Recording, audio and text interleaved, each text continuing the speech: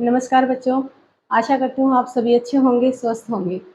चलिए एक बार फिर से स्वागत है आपका अपने YouTube channel Hindi by Anita ma'am पर। तो बच्चों, अगर आपको मेरी वीडियो फ़ायदेमंद लगे, आपको उपयोगी सिद्ध हो, तो चैनल को सब्सक्राइब भले ही मत करें, लेकिन इस वीडियो को उन बच्चों तक ज़रूर पहुँचा दें जिनको इसकी ज़रूरत है। विशेष रूप से वो बच्चे जो पैसे की कमी के कारण या फिर समय की कमी के कारण कहीं बाहर जाकर कोई कोचिंग वगैरह नहीं ले सकते हैं, उन बच्चों तक अगर मेरी वीडियो आपको अच्छी लगे तो ज़रूर पहुँचाएँ। धन्यवाद। तो चलते हैं हम आगे। आज हम पढ़ेंगे, जैसे कि आप सभी जानते हो, हम लोग शब्द का टॉपिक पढ़ रहे थे। तो शब्द में हमारा पॉइंट आता है रचना, बनावट व व्युत्पत्ति के आधार पर शब्द। रचना के आधार पर पूछा जाए, चाहे बनावट के आधार पर, चाहे व्युत्पत्ति के आधार पर, तो शब्द कितने प्रकार के होते हैं? तो शब्द हमारे 3 प्रकार के होते हैं। आप जानते हो, एक पॉइंट लिखा गया था, उद्गम, स्रोत व उत्पत्ति के आधार पर शब्द 5 प्रकार के होते हैं। जब ये 2 शब्द आते हैं ना, एक उत्पत्ति और एक व्युत्पत्ति, जब उत्पत्ति और व्युत्पत्ति आता है तो बच्चे कंफ्यूज हो जाते हैं कि पता नहीं, हमें इतना तो पता है एक में 5 आएंगे और एक में 3 आएंगे, परंतु ध्यान नहीं आ रहा उत्पत्ति के आधार पर 3 होते हैं या फिर व्युत्पत्ति के आधार पर 3 होते हैं। अगर हम व्युत्पत्ति की बात करते हैं तो सभी बच्चे जानते होंगे व्युत्पत्ति बनता है व्यय प्लस में उत्पत्ति से। व्यय प्लस में उत्पत्ति। अब व्यय का अर्थ क्या होता है? खर्च होना। व्यय का अर्थ होता है खर्च होना। व्यय प्लस उत्पत्ति व्युत्पत्ति, मतलब खर्च होने के बाद जो चीज है वो क्या है? हमारी व्युत्पत्ति है। खर्च का मतलब कम होना। जब किसी भी चीज को आप खर्च करोगे तो वो क्या हो जाएगी? कम हो जाएगी। तो मतलब जो कम संख्या रहेगी वो किसके आधार पर रहेगी? व्युत्पत्ति के आधार पर। और जो ज्यादा रहेगी वो किसके आधार पर रहेगी? उत्पत्ति के आधार पर। तो आप समझ सकते हो व्युत्पत्ति के आधार पर कितने हो जाएंगे हमारे? 3, और उत्पत्ति के आधार पर कितने हो जाएंगे? 5। मतलब जो कम वाली संख्या है वही हमारी क्या है? व्युत्पत्ति है। तो व्युत्पत्ति के आधार पर हमारे शब्द कितने प्रकार के होते हैं? व्युत्पत्ति के आधार पर हमारे शब्द 3 प्रकार के होते हैं। कौन कौन से होते हैं देखते हैं। तो व्युत्पत्ति के आधार पर जो शब्द होते हैं वो होते हैं बच्चों, काफी आसान है और काफी इंपॉर्टेंट पॉइंट है ये बोला हमारा। रूढ़ शब्द, यौगिक शब्द, रूढ़ शब्द, यौगिक शब्द और योग रूढ़ शब्द और योग रूढ़ शब्द। रूढ़, यौगिक और योग रूढ़। तो कैसे पता चलेगा कौन सा रूढ़ है, कौन सा यौगिक है, कौन सा योग रूढ़ है? तो रूढ़ का मतलब एक चीज होती है रूढ़ी। रूढ़ी का मतलब होता है एक किसी चीज को मतलब वैसे का वैसा ही मान लिया जाए, जो एक बार बता दिया जाए वही मान लिया जाए, उसके अलावा दूसरा कुछ भी नहीं। जैसे किसी चीज की शुभ अशुभ की अगर हम बात करते हैं तो वो क्या होती है? एक तरह से रूढ़ी ही होती है। एक बार मान लिया सो मान लिया। जैसे एक हमारे बनी हुई है एक रूढ़ी की, जैसे शाम के टाइम या रात के वक्त झाड़ू नहीं निकालते, अशुभ होता है। अशुभ तो नहीं होता है, हमें पता है इसके पीछे कोई लॉजिक रहा होगा। ये वजह, ये बात जब कही गई थी, ये उन वक्त की बात होती है जब हाँ लाइट वगैरह नहीं होती थी, तो रात को झाड़ू निकालते थे तो डर रहता था कहीं कोई घर की कोई कीमती चीज ना गिर गई हो, वो झाड़ू के साथ बाहर ना चली जाए, इस वजह से। लेकिन आज भी वही चीज क्या बनी हुई है? रूढ़ी। जो एक ही रूप में रहते हैं वही रूढ़ी होती है। तो मतलब मेरा कहने का क्या है, कोई ऐसा शब्द जिसके आप दूसरा कोई भी अर्थ नहीं निकाल सकते, जिसका एक अर्थ निकाल दिया गया वही उसका अर्थ होता है, उसके अलावा दूसरा कोई भी अर्थ नहीं होता। या फिर हम कहें ऐसे शब्द जिनके हम टुकड़े नहीं कर सकते हैं, अगर टुकड़े कर दिए तो उनका कोई भी अर्थ नहीं निकलेगा, वही शब्द क्या कहलाएंगे? हमारे रूढ़ शब्द कहलाएंगे। तो रूढ़ शब्द कौन से होते हैं? जिन शब्दों के टुकड़े नहीं हो सकते। जिन शब्दों के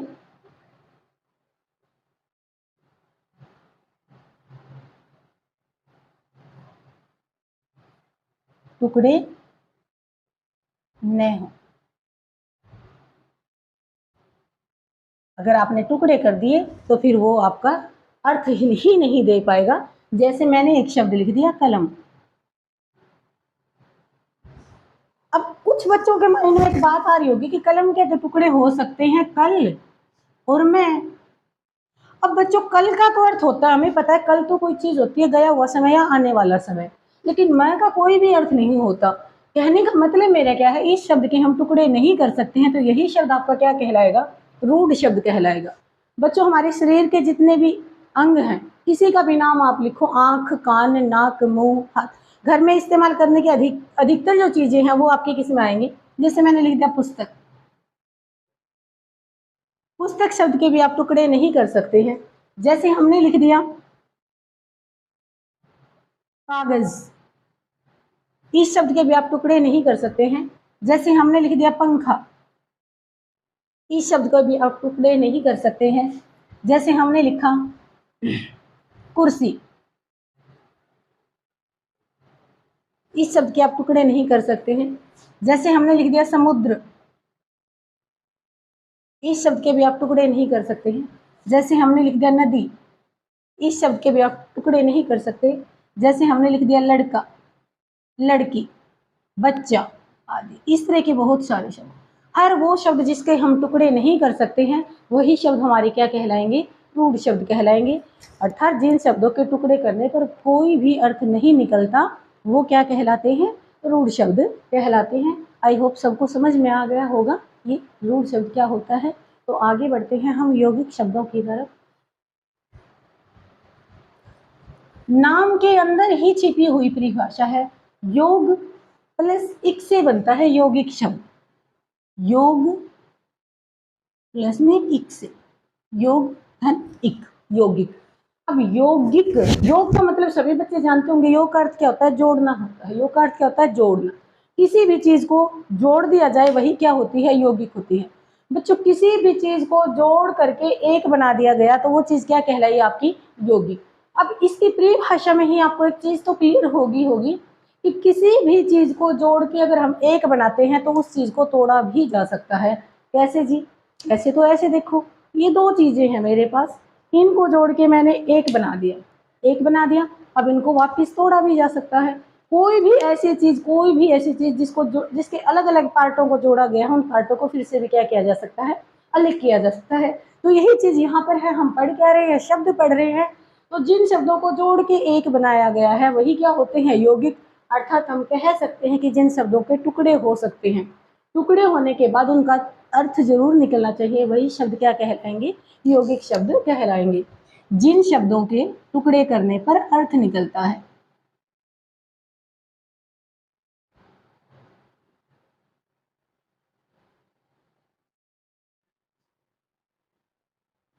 वही आपके क्या कहलाएंगे, यौगिक शब्द। कैसे जी, कैसे तो ऐसे जी, देखो जैसे हमने लिख दिया पुस्तकालय, पुस्तकालय। जैसा हमने लिख दिया रसोई घर, रसोई घर। हम लोगों ने लिख दिया विज्ञान, विज्ञान। हमने लिख दिया सुलेख, सुलेख। हमने लिख दिया पाठशाला आदि। कैसे, अब पुस्तकालय शब्द दो शब्दों से मिलकर बना है, एक पुस्तक प्लस में आल्य, पुस्तक और आल्य से दो शब्द बना है पुस्तकालय। यानी कि इस शब्द के हम टुकड़े कर सकते हैं, एक शब्द पुस्तक, एक शब्द आल्य। आल्य का अर्थ स्थान या घर, वो स्थान वो जगह जहां पर पुस्तकें रखी गई हैं वो क्या है, आपका पुस्तकालय है।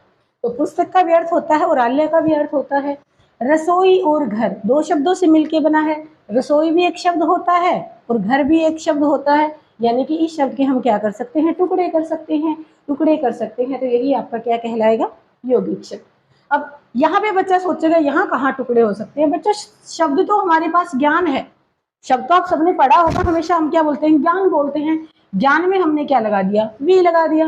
वी क्या होता है, एक उपसर्ग होता है और इसका अर्थ हो गया विशेष प्रकार का ज्ञान। विशेष प्रकार का जो ज्ञान है वो क्या कहलाता है, विज्ञान। तो दोनों शब्दों के इस शब्द के टुकड़े हो गए और दोनों टुकड़ों का क्या निकला, अर्थ निकला। तो ये हमारे क्या कहलाएंगे, यौगिक शब्द। शब्द तो हमारे पास लेख होता है बच्चों, और सु का अर्थ होता है सुंदर। आप सभी जानते होंगे जो सुंदर लिखाई होती है उसी को क्या कहा जाता है, सुलेख कहा जाता है। सुंदर लिखाई को क्या कहा जाता है, सुलेख। तो सु का अर्थ सुंदर, लेख का अर्थ लिखा हुआ, लिखाई। तो यहाँ पर इसका भी टुकड़ा हो गया और इसके भी क्या निकल गए, अर्थ निकल गए। पाठ और शाला, शाला का अर्थ स्थान, किसका स्थान, पढ़ने का स्थान। जो पढ़ने की जगह है वो क्या कहलाती है? आपकी पाठशाला कहलाती है। तो इसके टुकड़े हो गए, दोनों का अर्थ भी निकला, तो ये शब्द आपके क्या कहलाएंगे? यौगिक शब्द कहलाएंगे। सारे के सारे उपसर्ग वाले शब्द हो गए आपके, कोई भी संधि वाला शब्द हो गया, कोई भी समास वाला शब्द, कोई भी ऐसा शब्द जिसमें उपसर्ग है, कोई भी ऐसा शब्द जो संधि से बना है। अब संधि से कैसे बना है जी, हमें तो समझ में ही नहीं आया, आप क्या कहना चाह रहे हो? तो सुन लीजिए, यहाँ पर ये शब्द किससे बना है? संधि से। पुस्तक प्लस में अ और आ मिलके क्या बना रहे हैं? आ बना रहे हैं यहाँ भी। तो ये वाला शब्द, कोई भी शब्द जो समास से बनता है, समास से, जिसमें समास होता है, वो सारे के सारे आपके कौन से होते हैं? यौगिक। समास कैसे जी, हमें तो समझ में ही नहीं है, आप समास क्या क्या बोल रहे हो? तो जैसे मैंने बोल दिया राजपुत्र, राजा और पुत्र, दो शब्दों को जब आप जोड़ोगे तो राजा का पुत्र बन जाएगा, ये आपका राजा का पुत्र, ये आपका समास होता है भाई, तत्पुरुष समास होता है, वो हम समास में पढ़ भी चुके हैं पहले। तो मतलब हर वो शब्द उपसर्ग से निर्मित, संधि से निर्मित, समास से निर्मित, तो इस तरह के सारे शब्द आपके क्या कहलाते हैं? यौगिक शब्द कहलाते हैं। आशा करती हूँ आपको ये समझ में आ गया होगा यौगिक शब्द। तो चलिए बढ़ते हैं हम आगे योग रूढ़ शब्द। अब योग रूढ़ शब्द क्या होता है तो वो देख लीजिएगा एक बार। योग रूढ़ शब्द वो शब्द जो होते तो यौगिक हैं, जो होते तो यौगिक हैं, परंतु परंतु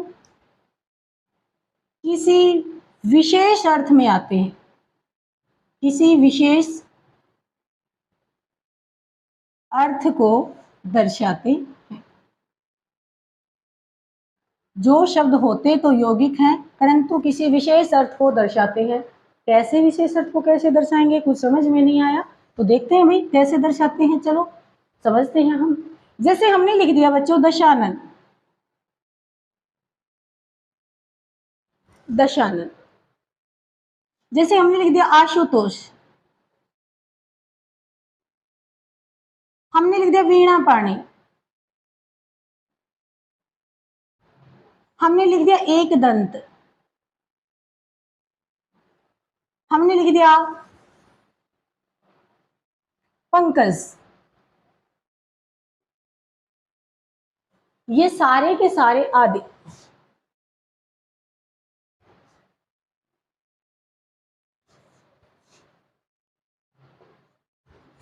ये सारे के सारे शब्द आपके क्या है? योग रूढ़ शब्द है। कैसे हुए जी, तो देख लो भाई।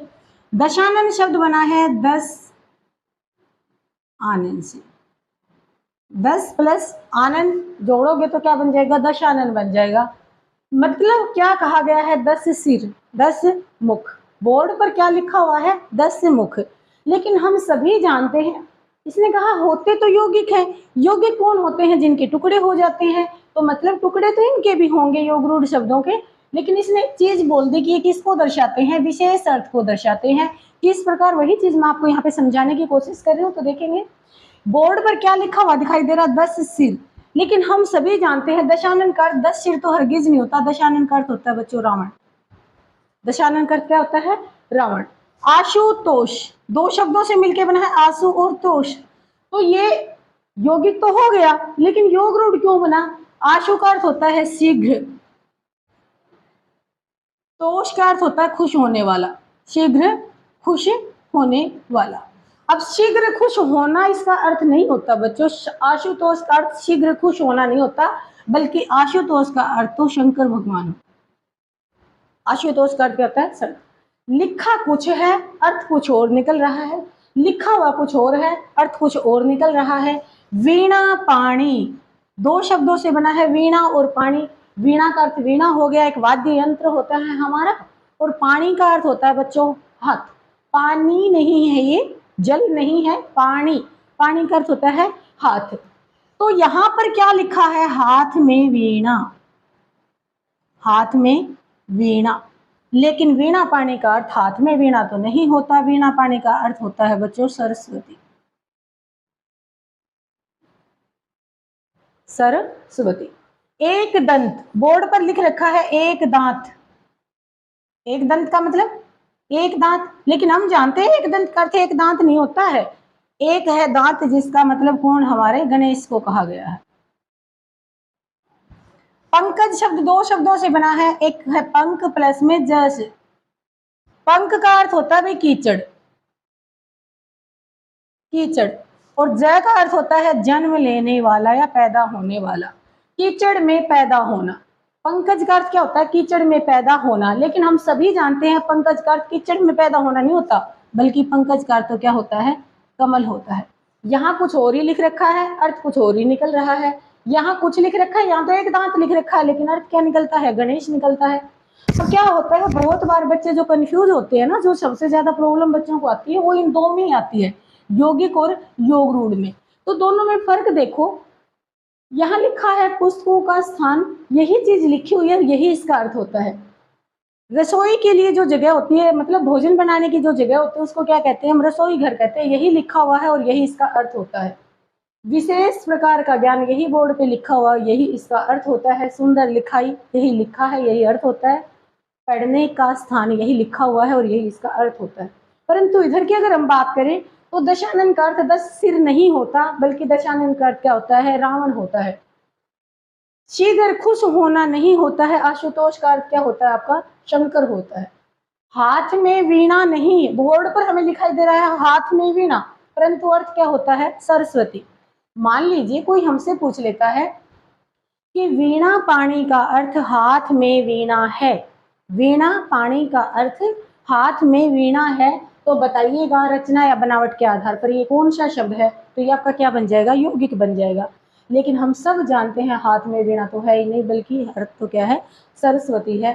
तो जो भी विशेष अर्थ को दर्शाएंगे, जैसे आप लोगों ने समास पढ़ा है, मैंने आपको करवाया था, बहुव्रीहि समास के जितने भी उदाहरण आपके आएंगे, सारे के सारे किसके अंदर आएंगे, योग रूप के अंदर आएंगे। तो आशा कर रही हूँ आपको समझ में आया होगा अच्छे से रूढ़, यौगिक और योग रूढ़ शब्द। अगर आपको कोई शब्द नहीं समझ में आया, कोई भी परिभाषा है, कोई भी उदाहरण है, कोई भी बात इस टॉपिक से रिलेटेड कोई भी बात आपको नहीं समझ में आई है, तो वो कमेंट सेक्शन में आप आकर आप पूछ सकते हैं। तो मिलेंगे हम बहुत ही जल्द हमारी अगली क्लास के साथ। धन्यवाद।